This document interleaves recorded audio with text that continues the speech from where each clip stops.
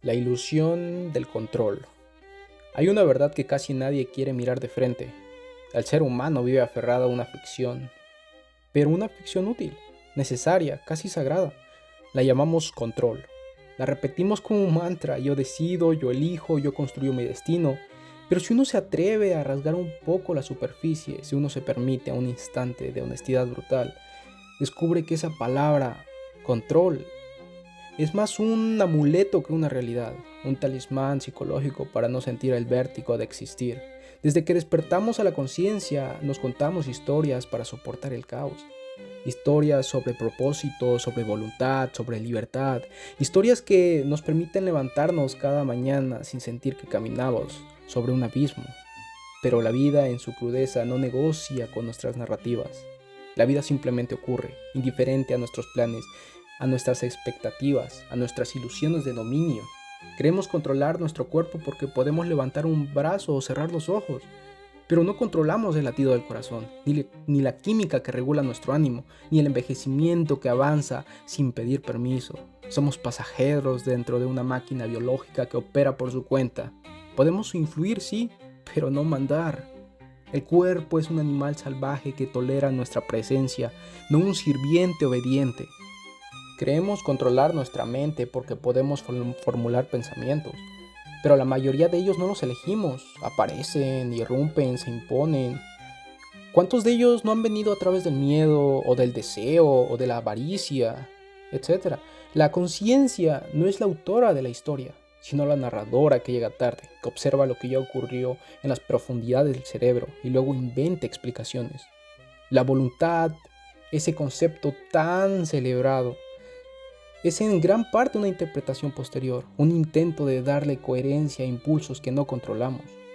Creemos controlar nuestras vidas porque hacemos planes, pero basta un accidente, una llamada inesperada, una enfermedad, un encuentro fortuito para que todo cambie.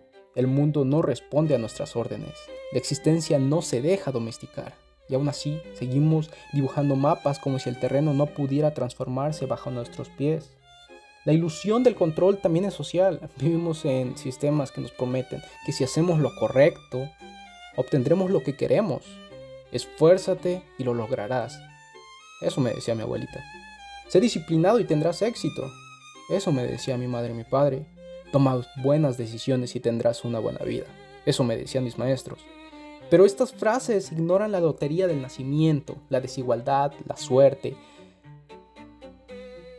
realmente la arbitrariedad del destino. Ignoran que dos personas pueden hacer exactamente lo mismo y terminar en extremos opuestos de la historia. Ignoran que el mérito es solo una parte del relato y no siempre lo más determinante. Y sin embargo, no todo es impotencia. No somos hojas completamente a merced del viento. Lo que tenemos no es control, sino influencia. Una influencia limitada, frágil, parcial. Podemos orientar, no dirigir. Podemos responder, no dictar. Podemos elegir cómo actuar, pero no elegimos las consecuencias. Podemos sembrar, pero no controlar el clima. Aceptar esto no es rendirse, es madurar. Es dejar de pelear contra un universo que no nos debe explicaciones. Es comprender que la vida no es un proyecto arquitectónico, sino un río, y que nuestra tarea no es construir diques imposibles, sino aprender a navegar. Cuando soltamos la necesidad de control absoluto, aparece algo inesperado, una forma más profunda de libertad. No la libertad ilusoria del que cree que domina todo, sino la libertad real de que entiende sus límites y aún así decide moverse. La libertad del que deja de exigir que el mundo se ajuste a sus expectativas y empiece a ajustarse al mundo. La, la libertad del que acepta que la incertidumbre no es un enemigo, sino el tejido mismo de la existencia. La ilusión del control humano es en el fondo un espejo, nos muestra nuestra vulnerabilidad, nuestra pequeñez, nuestra necesidad desesperada de sentido, pero también nos recuerda que aunque no podamos controlar el viento, sí podemos ajustar las velas, que aunque no podamos decidir qué nos ocurre, sí podemos decidir cómo respondemos, que aunque no podamos evitar el caos, sí podemos encontrar una forma de caminar dentro de él sin que nos quebremos.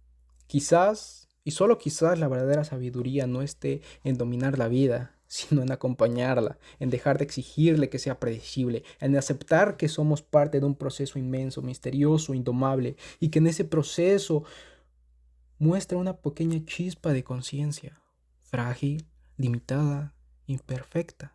Es suficiente para darle sentido a nuestro paso por el mundo. No controlamos casi nada, pero lo poco que sí podemos influir, si lo usamos con honestidad, con humildad y con presencia, podemos transformar nuestra experiencia de estar vivos. Y tal vez eso sea lo más cercano al control que un ser humano puede tener.